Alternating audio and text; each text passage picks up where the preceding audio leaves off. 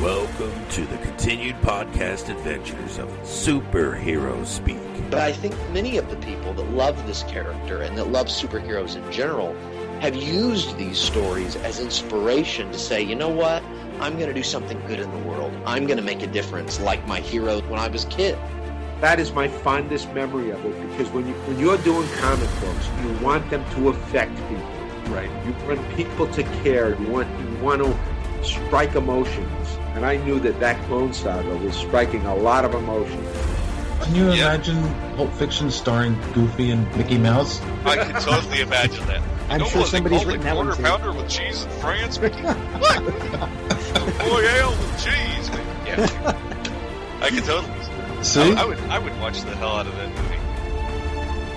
Yes, I gladly sacrifice that my progeny to you, almighty Marvel beast. But Neil Adams is somewhere going, it's my time. How do you measure success? Hey everyone, you're listening to the Blag Hour. Superhero Speak. And I'm your host, Dave. And John. I'm the ghost of JD. Actually, I feel like I'm one of the four horsemen, the plague guy, the Pestilence. Pestilence, yeah. Pestilence, yes. Yeah. Either that or ate his horse, something like that. I've got something bad. I guess I could start off by saying how's everyone's week, but Two-thirds of this podcast is basically like got the plague symbol on the front of their doors. One of those like doctors from the Middle Ages with the long pointy faces, masks just showed up at my house. Nice. I was offered leeches yesterday, so you gotta love it. There's a guy walking by. Bring out your dead. Dong. That's just because we're watching Monty Python. Oh, okay. I thought it was just practice for Halloween. So anyone have, besides being sick, anyone have any exciting they did this past weekend? Well, besides lines of Ricola, I have also mainlined Supermansion. And I have actually much better questions than we got to ask of that group when we were at the New York Comic Con. Now, like how the hell does nobody know about this thing, and why the hell did they put it on Crackle? Because while Supermansion is awesome, watching it on Crackle is painful. I guess you got to go where they put you, right? If it's Sony's production and that's where they want it. He's freaking Bryan Cranston. He could walk into any place and go, "You put this up," and they will do that. I don't know. But the show itself is plain awesome. So as much as it pains me to say it, and trust me, I'm getting over the flu, so I've got a lot of pain right now. Go ahead, sign up for Crackle and watch Supermansion. It's really funny, especially if you like Robot Chicken. Or try to find it on the internet. You won't, trust me. I look. Not that I can actually admit. All right. So you've been watching Supermansion. Well, I beat Spider-Man for the PS4, which dude, that's like assault and battery. My God, no, I didn't beat Spider-Man with a PS4. I beat the Spider-Man PS4 game. Oh, I was going to say it's a real waste of a PS4, dude. There's kids out there who don't know what video games are. There's a masturbation joke in there, but I just can't find it. I'm clearly off my game tonight. And yet you somehow worked it in. It was awkward. I had to shoehorn people. This podcast is night. Let's just be real. So I will say, for anyone, I know I mentioned the game before, but if you haven't run out and bought it yet, you should. It's very good. If you like the Arkham games, you'll love this. And the storyline it was good. It was really good for a video game, which is interesting. Because they have to they get the freedom to retell history a little bit to make it work in a video game. And, there's definitely set up for a sequel. So that's all I'm going to say. Of course there is. Oh yeah. But big time. So hopefully, it's one of the fastest selling games in PlayStation history. So they're definitely even Honest Games trailers on Smosh Games on YouTube had good things to say about it. So that's saying something. So all I can say is I won't say anything. If you haven't beaten the game yet, I don't want to ruin anything because there's a lot revealed in the end of the. All right. How about you, JD? Do anything fun? I've been writing. again. More, I guess I should say. That's gearing up for wrestling season. You know, being a dad. My TV watching is next to nothing. Yeah. When I say next to nothing, I mean nothing. Yeah. Well, yeah, you're producing, which is more than I can say for the rest of us. When do we get to see what you're writing? 2019. Actually, I was going to make an announcement next week. I've got an audiobook coming out. Sweet. For Halloween, so I'll talk more about that when I can make the concrete date announced. But yeah, 2019 is going to be the big one for me. I'm trying to release 10 novels. Damn it. So. You're human, dude. You're just not human. No, dude, I'm not as fast as some of these other people that I follow, like in these Facebook writing groups. I'm trying to write 2 in 2 months, like 1 month, and then do another one for IMO, the National Novel Writing Month, next month. It might be the reason why I'm so sick, because I'm not sleeping. I'm pushing myself super hard to do this, because I got that competitive athlete thing going where my wife thinks it's borderline obsession, and she might be right. But I'm trying. Yeah. All right. Anything interesting happened on the internet this week? Let's see. Oh, jeez. Today was interesting. Let's put it that way. All right. Well, before we get into anything that happened today, which I'm not sure what you're talking about, first thing I want to do is say a big shout out to our new Patreon, Scott W. He had reached out to us and asked us about the Bruce Timm interview, and because of that, we rushed and put it up on our Patreon. And that's how desperate we are. If you want something, you can yell. If you sign up for Patreon, you can order us around. That's like the $1 level. It just gets worse from there. Yeah, we won't tell you what we'll do for $3. Anyway, but you're gonna like it. But yeah. And he, we put it up for him, and he was, very grateful. He said, thanks for everything. And, our questions were awesome. It isn't easy to keep Bruce engaged for an entire interview. Well done. Oh, yeah. Now, just remember, these were roundtable interviews that we were at, so not all the questions were ours. We'd like to take credit for that, but we can't. Yeah, so the questions where he drifted were yours? Is that? I don't know. You'd have to ask him, but yeah, we'll have to get feedback on some of the normal interviews that we do. And we've got a lot more from those roundtables, because it wasn't just Bruce Timm. That was the one with Kevin Conroy too, and a whole bunch of other people that were involved with the production of Batman the Animated Series. And those will be coming out soon. Cool. Yes. Also, we got a shout out from Adam Molenta, who we had his interview on last week's episode. Again, he has a Kickstarter going right now for Punk Taco 2, so please check it out. The link is again in the description. He just said thank you for all the support. We're great, He mentioned us with a couple other great podcasts like So Wizard and Super Retro. And, it's nice to know that some people appreciate what we do. How much did we pay him? Nothing this time. I mean, this time. Also, remember we had talked about DC still doing 2 Joker movies? Yeah. And so the STS cast had replied to that story saying, what could possibly go wrong with a picture of Thanos where it says everything? Oh, this is true. So I won't disagree with that. And last but not least, last and least, just a fun little thing. I wanted to say a shout out to Dork of All Trades and Colt 45. They basically gave us a little shout out online after left the Mafia. Buried would be the term I would use, but continue. Yeah. But basically said gone but not forgotten. So we appreciate the little shout out on Twitter, guys, and hope you're still listening, because we're still listening to your shows. Hey, did you know that we got an invite from them to go fishing? Really? Down by the dock? Yeah, we should go fishing with them. It sounds cool. They said they take care of everything. Yeah, did they say anything about needing cement shoes? No. They just said bring our poles and our blindfolds. Something about blindfolds. I'm not sure. Cool. Maybe we'll do that soon. They said we wouldn't need bait. They'd provide that for us. See, I'm from Chicago. I don't find this funny. It hits too close to home? Pretty sure 6 or 7 relatives passed away like that. Oh dear. The 20s were tough. Well, I can't say anything. I've got a great uncle that disappeared because of some corrupt politician in New York, like in the 30s or 40s or something.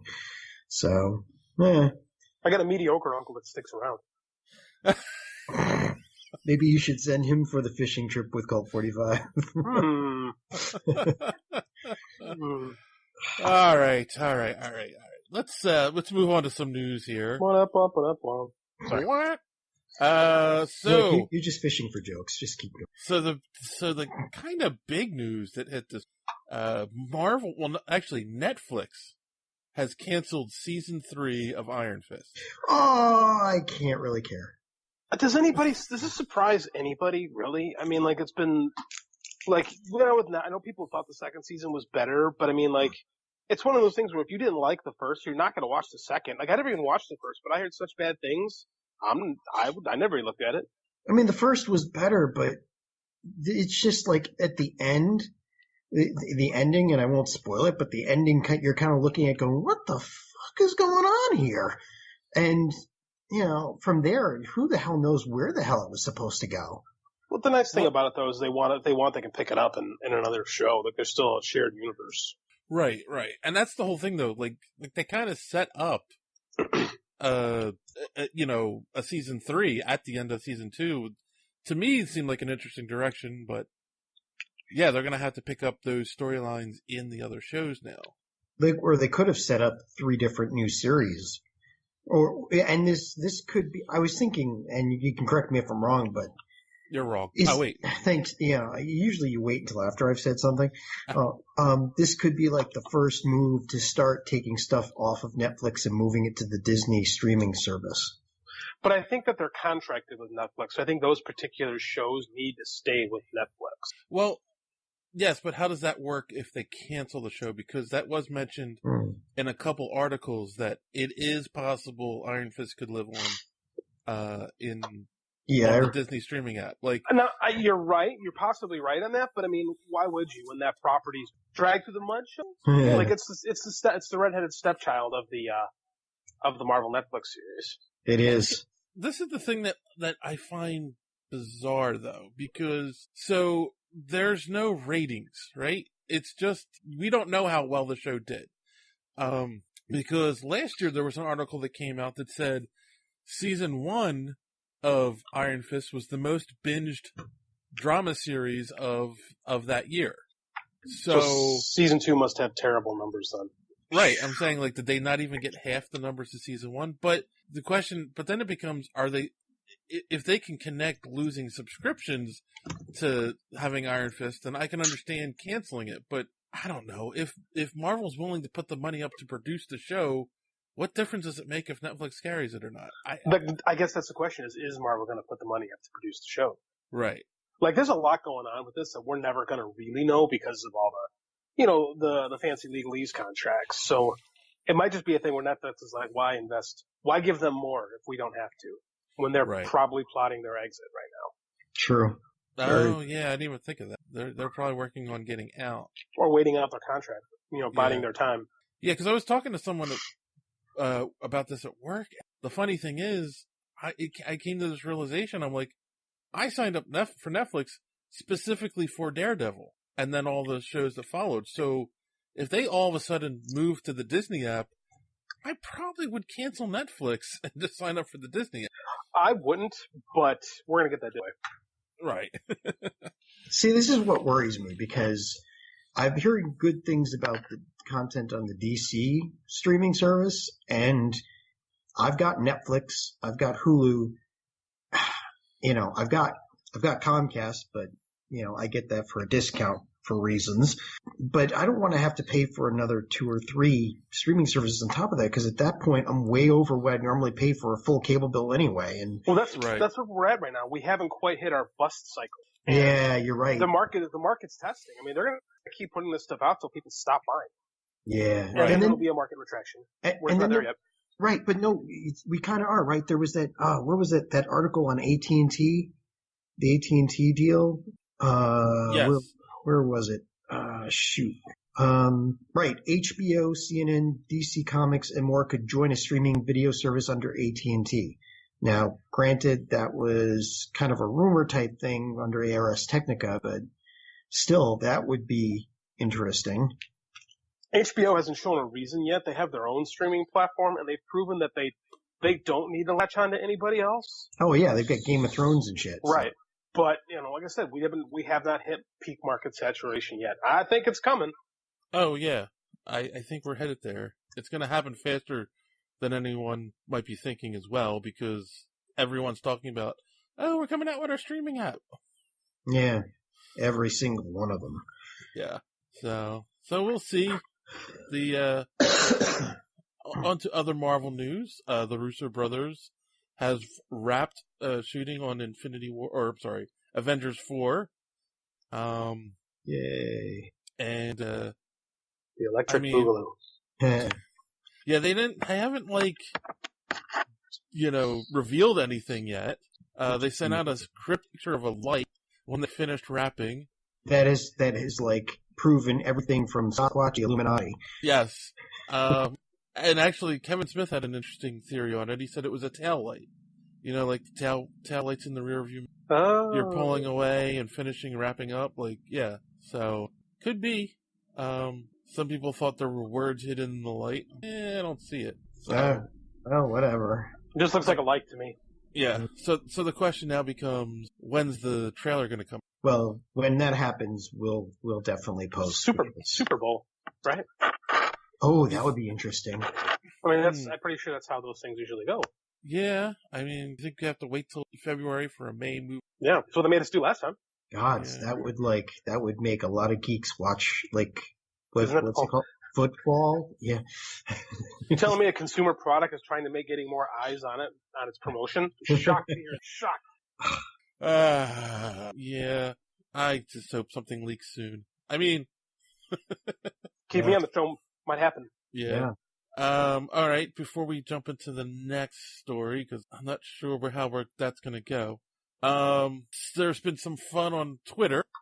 D'Onofrio's basically saying he would like to play Kingpin in an MCU. Okay. Yeah, I mean, I would like him too, but I don't like the Golden Toilet Bowl. Somebody, and of course, somebody says, seeing the Daredevil trailer makes me endlessly sad. We will never see Vincent D'Onofrio as the Kingpin in a Spider-Man movie. What absolutely perfect casting. And then D'Onofrio replied, who says? Now, I mean, that could be him just being, I'd like to do it kind of thing, but maybe there's something going on. Sounds like trolling. D'Onofrio is trolling his fans? I think so. I mean, just having fun. Not mean trolling or doxing, but I mean, just having some fun. Okay. Could be. But would you guys want to see him on the big screen as Hell yeah. Kingpin? Sure. Why not? I think he's the best thing of the Marvel Netflix universe, to be honest with you. He's fantastic. Oh, yeah. Yeah, both him and Charlie Cox are, they're pitch perfect for both the characters. Yeah, I would like to see him too, so listen to us, Marvel. It's a good idea. Don't bring Kingpin in and cast someone different. I don't know if they would do that or if they just wouldn't bring him in. Again, who knows what these contracts say. Yeah.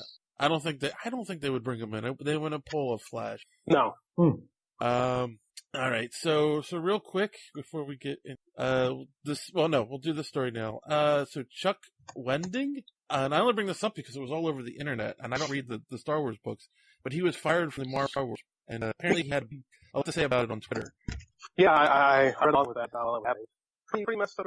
But now I haven't seen the tweets that he put out. Were they really bad, or? No, they're just well, I don't know. It depends. How do I say this?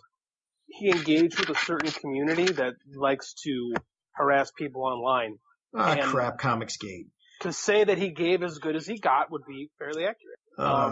We live in a weird world, man. But this is really beginning to feel like blacklisting to me. But Marvel's, I mean, what's interesting is Marvel's statement on it is basically there was a lot of vulgarity in his tweets, and that's why they let him go. Now, we don't know behind the scenes. We don't know if he was given a warning before, and then he kept it up. We don't know how much Disney's involved with this since they own Marvel now, and they have their morality clauses in their contracts with everyone. But yeah, apparently there was a lot of vulgarity in the tweets, and that's what bothered them. Yeah, so. I don't know. I mean, without getting too speculative, social media is a can be a really bad thing. And I think that we all exhibit the worst of ourselves. I'm guilty on social media from time to time. Oh, absolutely. I mean, yeah, definitely. JD, you're the worst. No. I'm not arguing. But I think that, I just don't know, man. I tell my kids a lot, like, be careful, because they're looking to go to colleges and stuff like that. I'm always like, be careful what you post, because, you know, not only your coaches, but potential employers could be looking at you. So I guess that when you look at it in that microscope, I mean, like, it was a job. You know, and I feel bad, because I have read the Star Wars books. They're good. He's a good writer. But Marvel, you know, it's a freelance world, man. They hire and fire who they want when they want. Yeah. I mean, it really, it's, I think we said this before. We now live in a world where social media isn't just a bad place. It's becoming weaponized. It's true. Oh, definitely. And it's just like, basically, it goes back to the rule, like, if you can't feel comfortable saying it in a room full of mothers that you were standing in front of, don't put it on the internet. And JD's right. And it's not just like schools and potential and employers. It's like, you got to think 40 years down the line when you're going for that CEO position and they start really looking into your background and find the stuff that you posted in college.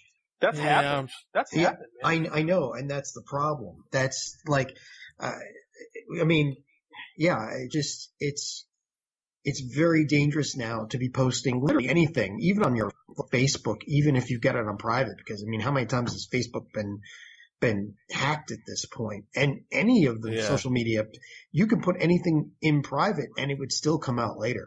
I'm all for fighting the good fight, but I think you just have to, it's all about phrasing. And I think that's what gets people really in trouble is how they phrase things and how things can be interpreted. It's hard to read sarcasm on Twitter, but I think everyone's written something they don't like that kind of floats online sometimes.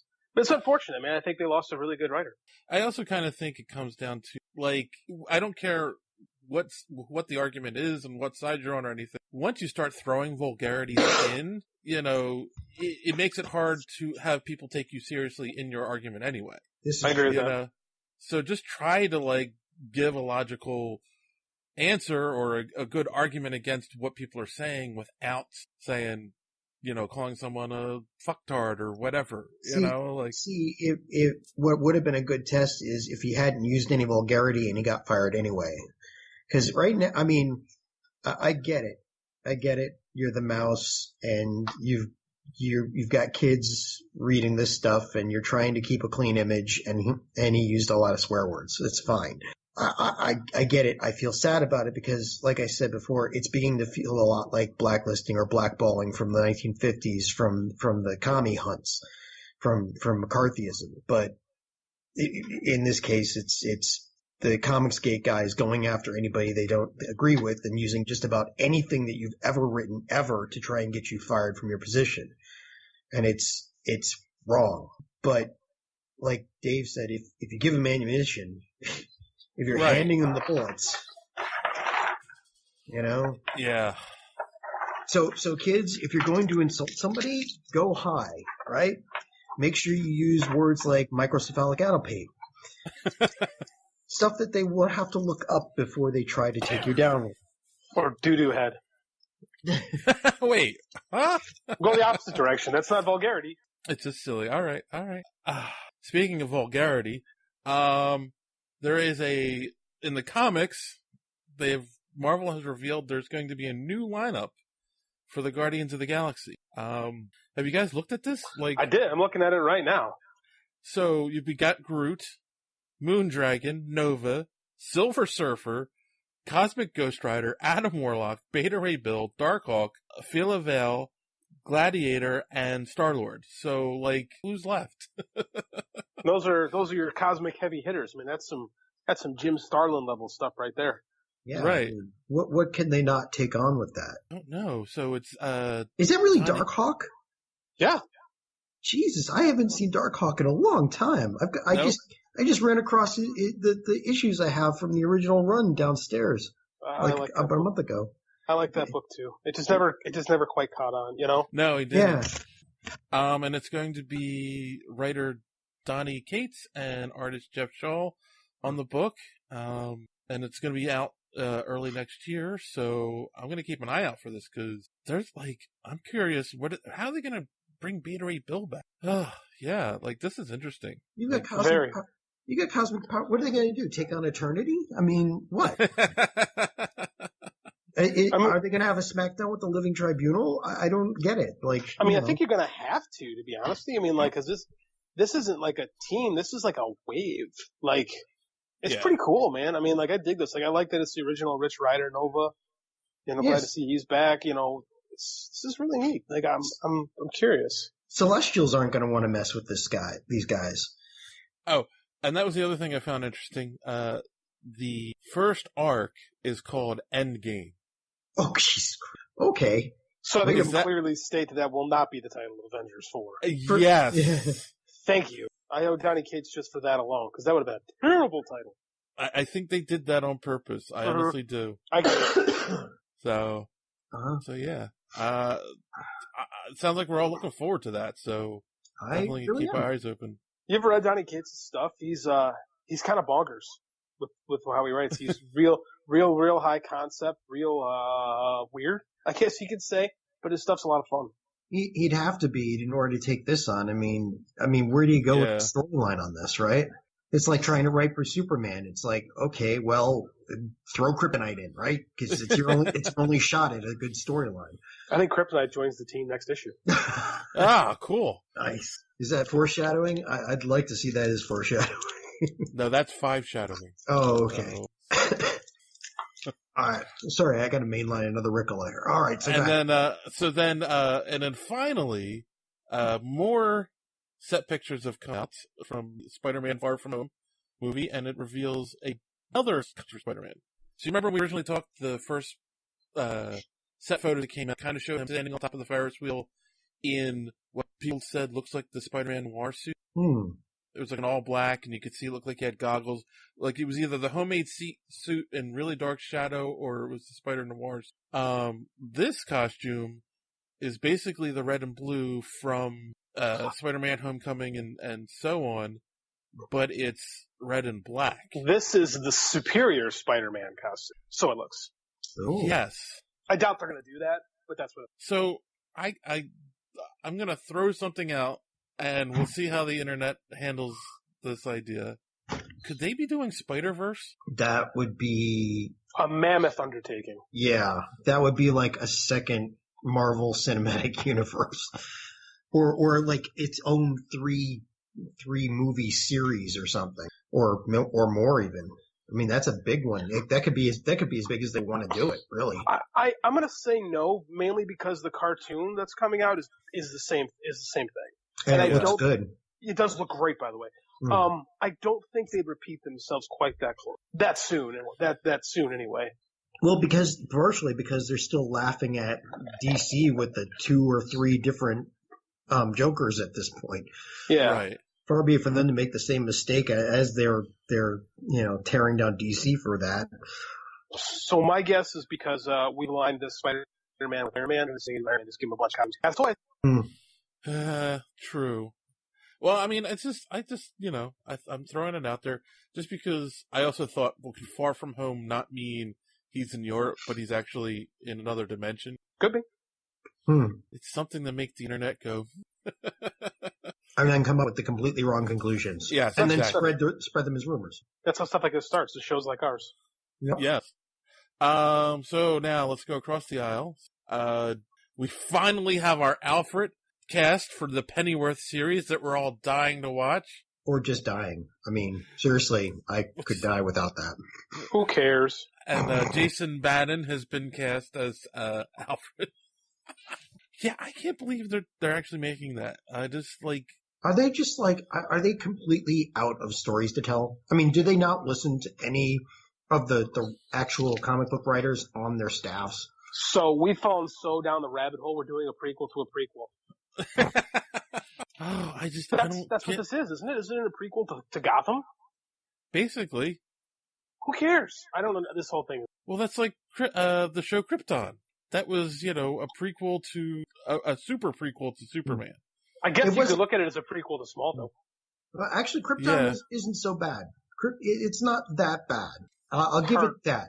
hardly a ringing. I know, but well, considering what DC's putting out, it's actually fairly a good endorsement at this point. Fair enough.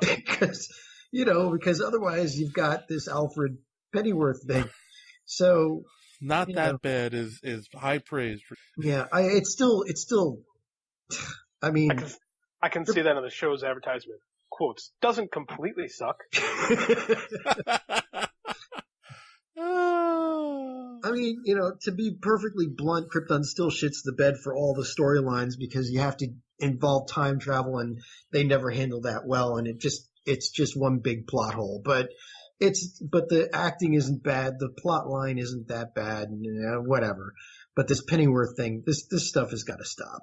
I'm usually the positive one when it comes to these kind of things too, and I find this offensive. Yeah, I agree. That's actually that's a perfect description. Oh wait, did we mention this last week?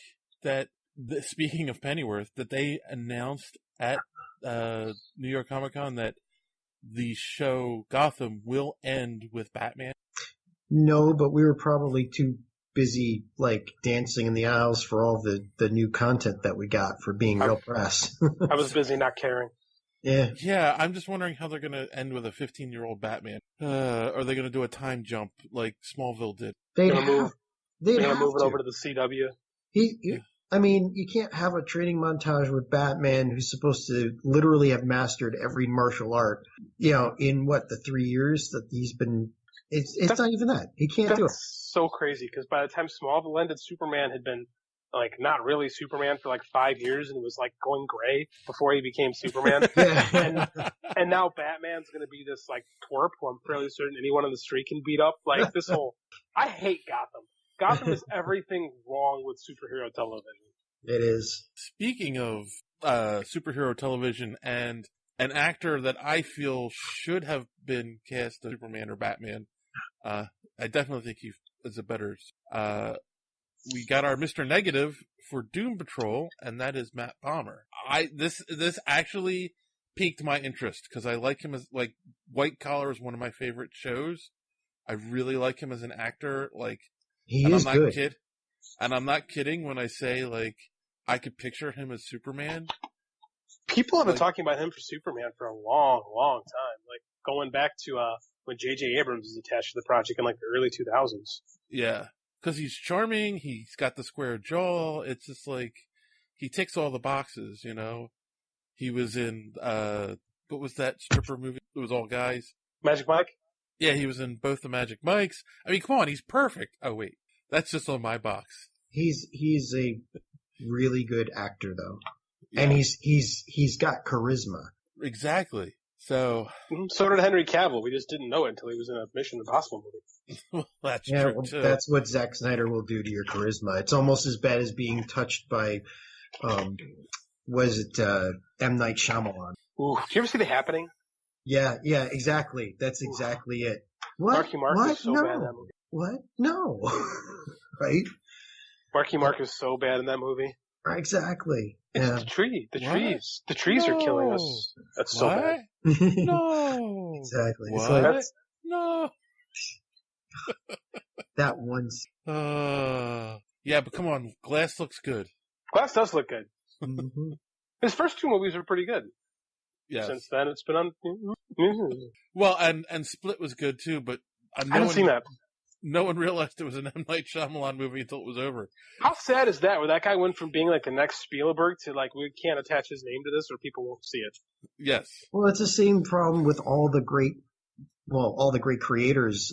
Even Lucas. It's when they start out, all their bad ideas are usually pushed aside by people around them, helping out, and then when they're, held up as, oh, this guy's great, give him whatever money he wants, let him do whatever he wants, then it becomes readily apparent that not all their ideas are that wonderful.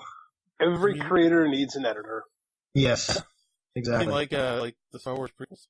Oh, anyway. Those happened. Continue. So I had an argument online. I got into a quick little disagreement on Twitter this week. One of the things I said we shouldn't do. I'm a hypocrite. So I had a quick little disagreement. I was playing with my phone at home, and some guy actually said George Lucas had to listen to the fans when they complained about the Star Wars movies and made corrections. And I was like, you must be like 21, because that is not what happened. That man made his own movies the way he wanted and didn't care what anybody else thought, even if something did not make sense. Right. Oh, yeah.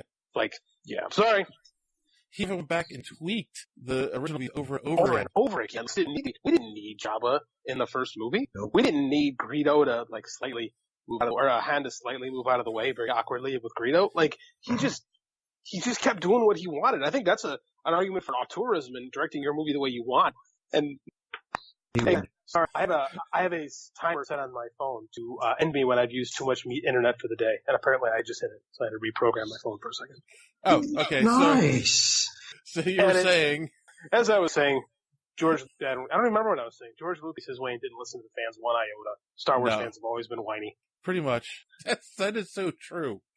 Oh my God! Even before the prequels came, people whined about the bears, right? People whined about the Ewoks. Yes.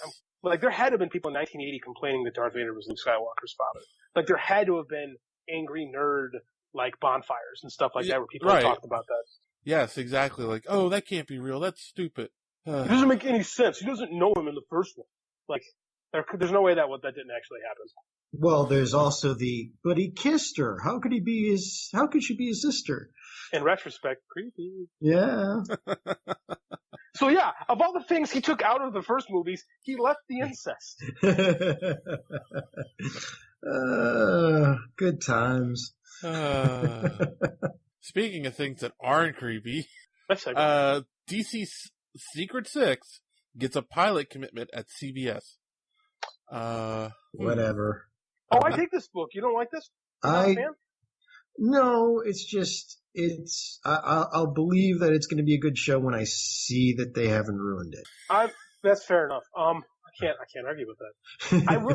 I mean, like, it's the Supergirl group. It's that, isn't it the Berlanti group that's doing it? Well, wait a minute. See, now you've already doomed it, because I was going to say at certain points during this podcast that I have become very, very disenchanted with the writing on Supergirl. It is way too, I'd say, like, amateurish.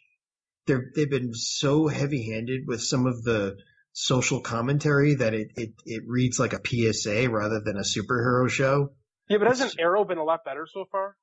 That's what my wife said. It's okay. I had a hard time getting through the end of last season. The Legends and Flash are the ones that I still rely on. I still do the writing on those good, but Supergirl has just been just horrible, you know? Yeah, but it's the same company, and you get a new. I think that they've done a lot. I think they have done a lot better. Like they're the shining stars of DC live action world. Yeah. True. And I think they could do a good job with this particular property because it's Gail Simone stuff, so it's a little quirky but dark at the same time. Like this could be the fun, kind of evil story that Suicide Squad should have been. Yes. And then the question is it going to stay on CBS or is it going to get a season on CBS and then just move? That's a great question. Yeah, it's like they talked about this on Hollywood Babylon and Kevin Smith was like, or no, Ralph Garman was like, why even bother? Just put it right on the CW. Just make it all part of the same universe. Why did I mean, Black Lightning's coming into the fold soon as part of one of the universes at least, and he'll be having crossovers, so. You've got Batwoman coming in. Batwoman too, yeah. So CW might as well just become the DC network. It kind of is. Yeah. TV's in such a weird place right now, and network TV in general, where everything on is something you've seen before. This is true. Yes. They brought back Will and Grace. They brought back Murphy Brown. I mean, oh my God. And now was it the Connor? Yeah. They pulled the Hogan play on the counter on Roseanne. Yeah, the Hogan. I remember that from Valerie, right? Yeah, from my '80s peeps out there. Yeah. Basically, everything old is old still. That is the quote of the show. Everything old is old still. All right. And lastly, in DC news, I don't know. I just kind of felt like talking about this a little bit. The first set photo was released for HBO's Watchmen series. Zebdong. No, that would have made more sense. I know. Yeah, I'm not even sure who I'm looking at here. Me neither. What is that? Is that Osmond? That's not Osmondius. Who the hell is that? Nobody knows. It's a cop with a yellow mask over his face. Yellow cop face. Yellow cop face. That wound up being more racist than I intended. Is it the Spirit? No, the Spirit's not DC. I know, but it's still. I mean, yeah, it's like Bumblebee cop. I mean, the thing is, they're still being so cagey on what the show is going to contain. It doesn't give me hope, to be honest with you. Yeah. I don't know. Why are they doing this show? Because everything you've seen on television's been done before. I mean, we just had this conversation. Oh, jeez. It's like deja vu all over again. Right. Nobody's taking any risks. It's true. HBO's doing a Game of Thrones prequel when the show ends. You need that? No. Okay. We really don't. Like, I guess all the cool stuff that was being done on the streaming platforms, So, I mean, like, they gotta put something on. Well, this is beneath HBO. If that crappy Snyder movie hadn't came out, this would have been the perfect vehicle for the real watch. Right. But they're not doing it. And Damon Lindelof's going to do what Damon Lindelof does, and that makes sense. Oh, and you just reminded me. I meant to mention, and this is just a kind of aside. Another show that came back. They rebooted Charmed. Yeah. And I watched the pilot episode, and it's okay, but why? Why didn't they just do a sequel? Why did they have to recast it and redo it all? And it's like, ugh. Yeah, I didn't watch it, but from the previews, it's like, yeah, this is just a reboot of Charmed, and it's not like Charmed's been off the air for 30 years or 40 years. It's like, it just went off the air, 10 years ago? Yeah, all the original actresses could have come back, or they could have made it a true sequel, but I mean, they're all still alive and young enough to actually reprise those roles. Yep. Yeah. Or at least tie it in somehow. Right. I don't get it. But was it? I forget one of the actresses. One of their Twitters. One of their tweets was that way to go to create a new feminist version by telling all the original actresses that they're too old to reprise the roles. Something along those lines. Oh, that's... yeah. All right. As a man, I'm not going to touch that. All right. So before we say goodnight, we've got 2 quick interviews for you guys from New York Comic Con. These are both done by John and I together. So they'll be horrible. No, I mean, yay. The first one is artist Scott Hanna. Scott's obviously worked for Marvel, DC, and a lot of other companies. He tells us all about some of the projects he has coming up twice, because somebody asked the question literally right after I asked. I wonder who that could have been, John. Look, fine, I made a mistake. Go, but listen, this should be fun. All right, everyone, we're now here with artist extraordinaire Scott Hanna. How you doing, sir? Very well, thank you. How are you enjoying the convention this year? New York Comic Con is always like the most insane show of the year for me. Yeah. I've been here every year since it started, and the first 2 days I'm already exhausted, and we're just getting to Saturday, which is a big day. So Is this a fantastic show, though? Yeah. Cool. Is this? I know this is a loaded question, but is this something you enjoy, meeting your fans and interacting with them? Oh, absolutely. One of the things a lot of people don't realize is that freelance artists work at home by ourselves. Right. So your contact with other people is minimal, to say the least. Sometimes I don't leave the house for a week, but so then meeting the fans, and I have nothing but great things to say about the fans. I mean, all my fans are superb. They're wonderful. They're patient. They're just so kind. And to me, one of the biggest joys I get in my entire career is, it already happened this morning, somebody picking up a sketch and just you see the glow of happiness when they see the artwork. Right. That's what you live for, that you want to make that kind of impact on somebody. So, yeah, I absolutely love dealing with the fans and getting that interaction. It's funny. I used to be a musician in a former life and played on a lot of bands. And it's so funny because when you play live, you get instant feedback on what you're doing. But when you're an artist working, especially in comics, you don't know if people like it unless it sells well, or Right, you yeah. meet them here at a convention. Yeah, but at a show, it is instantaneous. Right. Actually, I have some people that, like yesterday, they wanted me to text them when I started their sketch so they could see me drawing it, not just pick it up when it was done, but they wanted to see the process. Right. And I tell people all the time that when I was a kid, I used to love to watch the artist draw. Right. And to me, this is part of the entertainment. When you're paying the ticket price to get in here, you want to be able to see the art being created. I think that's part of the process. That's why, and so I've always loved drawing in front of people. Cool. Do you have any projects or anything that you're working on right now you want people to keep an eye out for? Yeah, only a few. I just wrapped up Venom First Host and Venom for Marvel. I'm working on the Venom Annual. For DC, I'm working on a new milestone book called Duo. Hasn't been, team hasn't been set up yet, but I'm working on that. I'm working on Suicide Squad. I'm working on the Terrifics Annual. I'm working for another book that will be coming out called Hyperbreed for another publisher. So I'm keeping my hand in. Yeah. just a little bit. Just a little bit. So we sign off the podcast normally by saying, don't let your kid get caught in the door. And it started off as a joke, but it's really kind of come to mean don't let things in your life, shortcomings, or other people get in your way of achieving your goals. Right. So what are some shortcomings that have, gotten your way, and how have you overcome them? Actually, you wouldn't know it from the way I am now, but I used to be extraordinarily shy and quiet. Okay.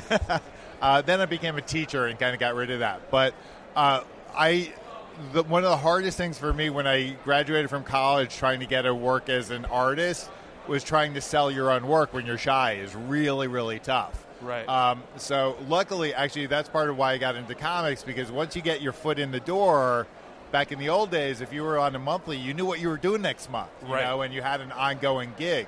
But getting over my shyness was actually extraordinarily helpful professionally, personally, all kinds of different ways. But it's tough. I mean, you have to be brave enough to open up and be willing to be heard. Right. And kind of get... Luckily, my wife is like really gregarious and she's great at it. She pulled me out of my shell. But and I've seen it happen to a lot of kids. I tell my students that being shy is almost a prerequisite for being an artist, because you're supposed to be that. You have to be so focused, so observant. The people who are shy are usually better at that. Right. But it's great when you're learning, but then you have to get past it and go on to the adult level of getting out of that shell a little bit. Right. So that's a piece of advice. Okay. And then the question we normally end on and follow up for that is, how do you measure success? That's a really tough... I actually measure success. My father used to tell me that do whatever you choose to do, just do it to the best of your ability. He said, it doesn't matter if you're a janitor, just be the best janitor you can be. Right. So for me, success is just doing the best I can do at my job. And so I keep plugging, I work at least as hard now as I did 30 years ago when I started, because I want to put out my best every single time. So that's what it's not about what books you're on or how much money you're getting paid. It's just you're doing your best work, and you're always trying to do better the next time. So anything your fans should be looking out for that's coming out soon? I mentioned Suicide Squad is about to be coming out. I'm doing the final 3 issues of the current arc leading up to issue 50, I think it is. And I've done a lot of Suicide Squad lately. I'm working on the Venom Annual right now, the Terrifics Annual, which was a blast. And then I've got Hyperbreed coming up in the future. Oh, and I can't, unfortunately, it hasn't been released yet, but I've got a video game project that I did a 50-page comic where I penciled and inked it. I can't publicize it yet, though, because it's going to be released this December. Again, proof that John doesn't listen when I speak. Yeah. Where can they find you? Where do you want fans to find you online? Actually, you can look me up on Facebook as Scott Hanna. On Instagram, I'm Inker Scott. Also, if you live in Pennsylvania and you want to take classes from me, I'm at afiartschool.com. Well, thank you very much. Very good. All right. Yes. So thanks, Scott, for that. You can check out all the places you can find them online. Links are in the description, as always. And then this person we had to talk to, right, John? Yeah, well, I was looking for some stuff, saw this person. Right. Thomas? His name is Thom Zahler. Yes. Thom Zahler, owner of all the Silent H's. And he's an artist for the My Little Pony books. But before you leave, stop. Don't turn it off yet. He's also a writer, an author, and he's got a couple of books, a couple of comic books, which are actually really interesting. And I think the My Little Pony stuff is cool too. But he's got a book called Time and Vine, another one called Long Distance, and another one called Warning Label. Warning Label is the one that I'm actually really interested in. I forgot to pick up a copy before I left. Basically, a woman is cursed so that when somebody goes to date her, they are instantly granted a list of all of her faults. If only you could get one of those. Ouch. Yeah. If it wasn't for the cold, I'd actually feel that. All right. So, anyway, he'll explain it much better, and here's the interview. Okay, so John, Superhero Speak, here with Thom Zahler, yes, because we are famous for murdering, names and stuff. and Thom has an H in it, but it's silent. Yes. So you are an artist that we're here in Artist Alley in New York Comic Con 2018. You are an artist for the My Little Pony stuff.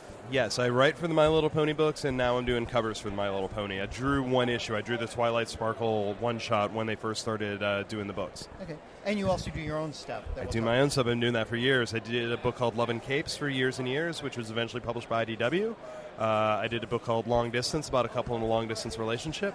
I have a strip on Webtoon called Warning Label about a girl who's been cursed by her ex-boyfriend that every time somebody asks her out, get the warning label what they need to watch out for.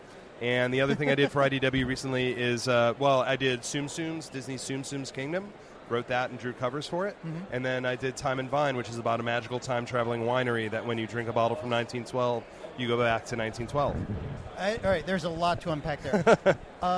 We'll end on your stuff. Okay, sure. The first thing I want to ask you is, how did you get into the My Little Pony stuff? So because I was doing Love and Capes for IDW, when they announced My Little Pony, I knew IDW was going to do a bazillion covers. Right. So I went up and said, hey, I do cartoony stuff. You like me? My stuff comes in on time. Is there any way I could get a cover? And they said, would you like to pitch the book? And I said, well, I'm not an idiot. Yes. So I mainlined the series. Mm-hmm. I don't know why My Little Pony is a success, but I know why it's not a failure. Because the show is so well constructed, all the characters have reasons to like each other and to dislike each other, so you have instant drama. The messages on the show, I don't remember which episode it was, but basically the message was not, you have to support your friends. It's like, sometimes you have to kick your friends in the butt. And I'm like, I was not expecting that. Yeah. And it's been such a joy to write for. The fan base is so amazing. I can do a lot with the books. I did... one of the more recent issues I did is actually, and nobody's figured out, a parody of Apocalypse Now with the ponies. So Awesome. Pinkie Pie accidentally takes over Discord's dimension. Oh, no. And the other ponies have to get her. So Pinkie Pie goes native, and the other ponies get in a boat, and they go upriver to get her. Oh, my God. So, all right. When you started, it was after the cartoon had been out for a little bit. It was after the cartoon had been out, and it was after Andy and Katie's book had been announced. Okay. So they IDW decided to do two series. One was the main book, Friendship is Magic, and then they started with a micro-series, which focused on each pony individually. And then later that became Friends Forever, which was like Pony Brave and the Bold. So it was about the time when things started to go like, this is not your standard kids cartoon. Yes. And there's starting to be like a lot of fan base that you would expect. And it was when the fan base became noticeable. So suddenly you started seeing them at conventions, knew what they were, and not just, oh, that person's wearing a colorful outfit. It's like, oh, that's totally Fluttershy. Yeah.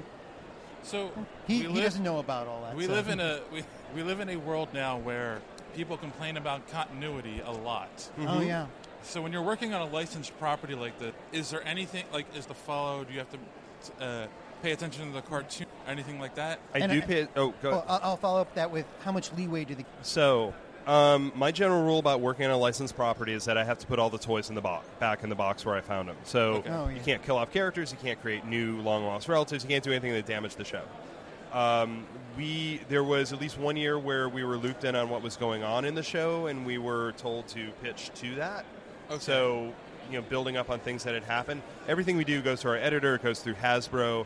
The most common thing that we've run into is that our pitches wind up being like cartoons they already have in development, which is both frustrating and rewarding. It's frustrating because you had this great pitch and you can't do it, but it's rewarding because it means you're on the right track, that you're thinking the same way that they are. Right. So everything goes through them. Little things slip through, and I think because I'm a big Star Trek fan, it's like Star Trek where there's no reason the books and the comics can't be in continuity until the TV show or movie decides to do something different.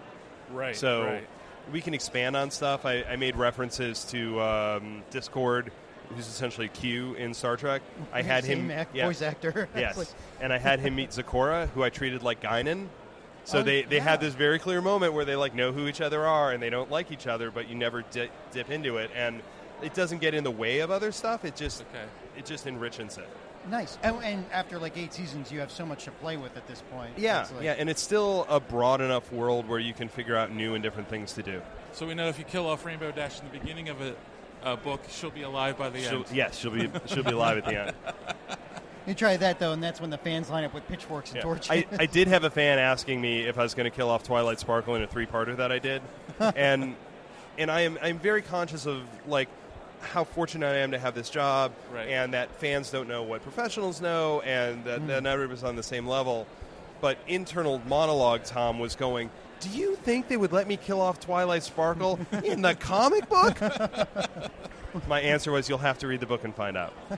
So your independent work. Yes. I have to ask. Sure, yeah. Where was the inspiration for Warning Label? Yeah, I got to hear that. I think we've all wanted to have that. But also, I was doing, I work with a crew out in L.A. I'm in Ohio, but I work with a crew in L.A. for 48 Hour Film Festival. Okay. And sometimes you think of general premises, and I came up with this idea because two people meet in a bar, it's easy to find a bar, it's easy to film in a bar, and and the Warning Label appears, and I thought that would be a cool way to tell a story. Right. It wasn't until later when I realized that the things on the list could be changed. She has to change her attitude, not her mind. So when she decides that she doesn't like hanging out with his friends, she has to see the value in that, but she doesn't have to hang out with his friends all the time. It's opening your mind up to the possibility and seeing why you might not be, why the other side has a point of view as well. And the exact premise of this is that she's cursed. She's cursed. So that when she goes on a date... Yeah, if you ask her out, suddenly there's a burst of flame and there's a warning label that appears with the things you have to watch out for. Which is just absolutely horrible. There is a level that, yes, I was emotionally abusing that character. And I was actually very conscious of that because it's set up so that she's had it for about a year and a half, so she's been plagued by it, but she's been able to deal with it. And even she says in the book that it's like Nobody expects the Spanish Inquisition. Sorry, we just got interrupted there because, well, okay. I didn't expect that. No, neither did I. I didn't expect that at all. I needed that. So she even says in the story, she's like, I lead with my worst qualities, and that's really difficult because the process of dating, the process of having kids is that you have them when they're cute and adorable, and then when they become difficult at 2, you're already bought in. So she doesn't get that part. She leads with her worst qualities, and there's one guy who says, you know what, I'm a little broken too. I want to see where this goes.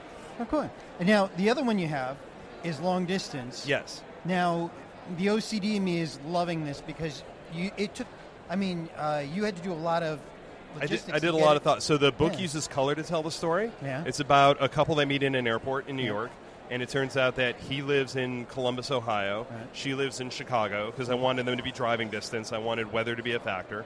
And they both love each other. They also love their jobs, and it makes it difficult for them to date. But it uses color to tell the story. So all the scenes in Chicago have an orange color to them. All the scenes in Columbus have a green tint to them. New York is purple. At a certain point, Columbus and Chicago were picked.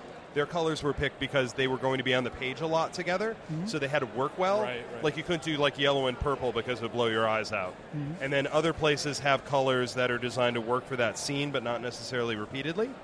And it just gave you a sense of place so that you didn't have to do captions or establishing shots, or like you always knew where everybody was. This even goes to the point that their word balloons are in the color of the area that they're in, so they're outlined in orange when they're in Chicago, but their cell phone messages, because they text and tweet, and social media is a huge part of it, because one of the things, having been in a couple of long-distance relationships, one of the things that changed greatly is social media, because now you have a constant telepresence with somebody where it's not like, I have to call you, it's going to be long distance, because kids, there used to be a thing called long distance where you had to pay more to call outside your area. It's not long distance. You don't have to interrupt their day, because there's whole social nicety that goes with talking to somebody where you have to say hello, you have to ask how they are, and then you can tell them that, oh, I was watching Star Trek and I saw this thing that made me think of you. Right. Where now you can just text and go, I was watching Star Trek and I saw this thing that made me think of you, and it's a low-level thing, but you're always in some way together. So because of that, I wanted their text to be different colors, and the razor I used to figure it out is that your phone's color is based on where your phone is registered, so that even when Carter is in Chicago, his texts still have a green border to them because the phone is registered in Ohio. I'm gathering there's more to it than just the technical aspect of it. So like the storyline is them trying to get through a long-distance relationship? Well, first of all, it's how they start, because the thing about long-distance relationships is they're really slow and then they're really fast. Like, for him to go out and have this date with her, he's essentially saying, I will go out for 3 days. It's the longest first date in history. Yeah. Like, you're committing to that, and then there's all the weirdness about, so I can get a hotel? Like, because you have to lead with that. You don't have to say, I'm coming out and I'm expecting to stay with you. Right. It's like, I'm going to get a hotel, so that's a thing. Shortest but, first date. But I need you to, tell me where the hotel should be, because I don't know where you live, and all those things that you work through. And then things like when your partner gets sick and you can't be there for them, how do you deal with it? Like, it's the things that are great about it, it's the things that really are hard about it. Right. Okay. And the last one you have over here. Oh, Time and Vine? Time and Vine, yeah. So Time and Vine is about the magical time-traveling winery. I kind of did that one on a dare. Kurt Busiek mentioned something about, because I've wanted to tell a story about wine anyway, and Kurt Busiek mentioned something on Twitter about doing a story in a winery, and it just came to me. I'm like, wait, I know how to do that. Doing the research was the best part of the job. I got to write my trips off to wineries for a year. It's loosely based on a winery in upstate New York called Brotherhood, which is the oldest winery in the United States. It's been around since before the Civil War. They managed to make it through Prohibition because you could sell champagne, which was considered medicinal, and you could have a prescription for it, which could still be called champagne at that point. And also, they sold church wine. They had the license to make church wine in New York. Okay. Because you still needed that for services. And they said you've never seen so many people become ministers.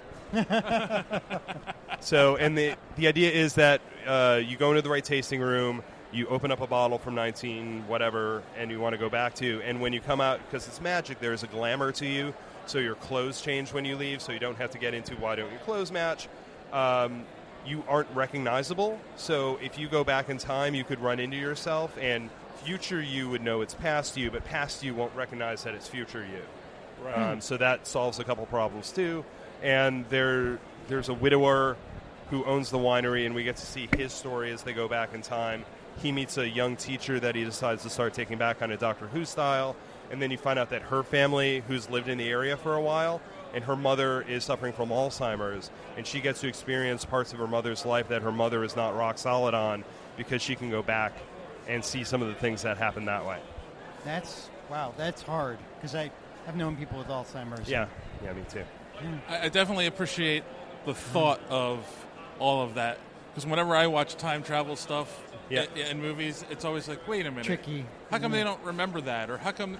I went to the Kubert School, so I still have a network of friends from it, and one of my friends stress tested me on it and says, "What if this happens?" I'm like, "Then this happens." What if this happened? Because the deal is you can't change time, you can't change history in the books, right? And if you're doing small stories, the history is background, but it does not matter.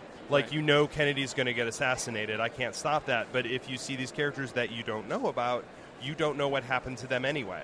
It was my argument on Star Trek when they did Enterprise. People are complaining about the frozen timeline. I'm like, I don't know who any of these characters are, so they can die. It's not until you introduce Sarek that I'm like, oh, well, that's totally a guy who has to make it into a movie. It's like these guys, I don't know who they are. This is brand new history. They're just things that you bump up against. All right. So we normally sign off the podcast by saying, don't let your cape be caught in the door. And it's something that, started off as a joke, and it's kind of become meaning don't let your shortcomings or things get in your way of achieving your goals. So what are some things that have gotten in your way, and how have you overcome them? I can get stuck in my own head a lot. Making the first move is sometimes difficult. I'm starting a new strip for Webtoon, and it is hard. There's a part where it looks like a giant mountain, and I know I've climbed it before, but it's still hard to start that mountain. Right. So it's really easy to get so obsessed with the details. One of the things I like to do is, just do it is Nike. Tom Clancy used to say that write the damn book, because I can tell you how to fix a book that's written, but I can't tell you how to fix a book that isn't written. Yeah. Right. And kind of the same way, go forward, you will get better. There's a certain amount of accepting the fact that you're going to do it wrong, but you don't do it really wrong. You're going to get better as you go. Any strip that I've worked on, the characters start looking a little bit different. I mean, you see it with Mickey Mouse, you see it with Bugs Bunny, all those characters. Right. And you just accept that part of the process, that I'll understand this more as I go, but I have to start. And that means there are going to be some flaws, and there are going to be some panels that I go, oh, you didn't know how to draw back then. But it's why I'll never get a tattoo. Because if I got a tattoo, it'd have to be something that I drew, and 6 months later, I think it was horrible. Well, you just go back in time and fix it, right? I have a lot of wine in the house, so. So we usually end each of these interviews with the question, which is... You can say it this time. Oh, okay. So how do you measure success? If the town I lived in will put up a sign with a cardboard cutout of me like the Flash used to have that said, welcome to Central City, home of the Flash, I went, welcome to Timberlake, home of Tom Zahler. But honestly, it is that I get to do, I am happy doing what I'm doing. I would love to do more. More is always better, but I get to tell stories for a living. I make my own schedule. As long as I'm putting food on the table and they're not taking my house away and I get to do this is my baseline. This is what I was aiming for. Anything more would be fantastic, but just being able to have that freedom, and I know that writing and drawing comics and I know that telling stories is why I am on the planet, so I am fulfilling my purpose, and as long as I get to do that, I am a success. Awesome. Okay, and then where can people find you and your books online? I am on the internets, apparently. I am at Thom Zahler, THOMZAHLER, on Instagram and Twitter. It's a lot of silent H's there. It is, yeah. I just throw them in the middle of everything. I'm on Facebook as Thom Zahler Cartooning. You can find Warning Label on Webtoon, webtoon.com. And my website is THOMZ.com, my first name and my last initial. And I post stuff intermittently. As I get going with a new project, I start posting a lot more. As I'm not doing a project, sometimes I'm like, oh, this is kind of... I like taking time off for Twitter because that's another way, it will get in the way of you doing stuff, and I'm not Mark Ruffalo. I can't be angry all the time. So it just makes me a lot more pleasant. All right, cool. Thank you very much for taking Sure, thank you. Oh, my God, I'm glad to talk to you. Anytime. John, you need that warning label to dry your teeth. Yeah, all right. Thanks, Sorry. It's getting personal around here. Oh, I know. It's a long night. We're all tired. Yeah. And I screwed everybody's schedule up by forcing you all to do it. We're on a Tuesday night here, so Dave's got a lot of editing ahead of him. All thanks to the Hollywood plague. Yeah, basically. I don't know how it got over the internet to Chicago, but somehow it found a way. I don't know. Yeah, it's just that's how powerful the bug is when you get it from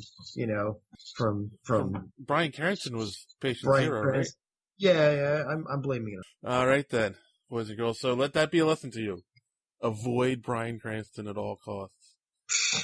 If you've listened to his interview, you'll know it's because you might have to grab his balls, but don't listen to the interview. It makes more sense. Yes. So don't forget, if you want to hear the Supermansion stuff, the Bruce Timm interview, or the Kevin Conroy, and a bunch of others. Go to our patreon.com/superhero speak and sign up. You won't be disappointed. There's a lot of great, also digital content on there right now. You can get a copy of, a couple comic books that have been put up there. There's a link to get a copy of somebody's novel. And, I think this guy. Yeah, that guy. I can't think of the name of the book. Jock Hollow, yeah. And, plus a bunch of behind the scenes audio and of course all those great interviews from New York. So yeah, check it out. Also, there was a great review just put up on the website for Hope #1. You guys should check that out. Read the review, and after you do that, go pick up a copy of that book. It is a great comic. I can't say enough good things about it. So check that out at superheroespeak.com. And until next week, boys and girls, as always, thanks for listening, and don't let your cape get caught in the door. Have a good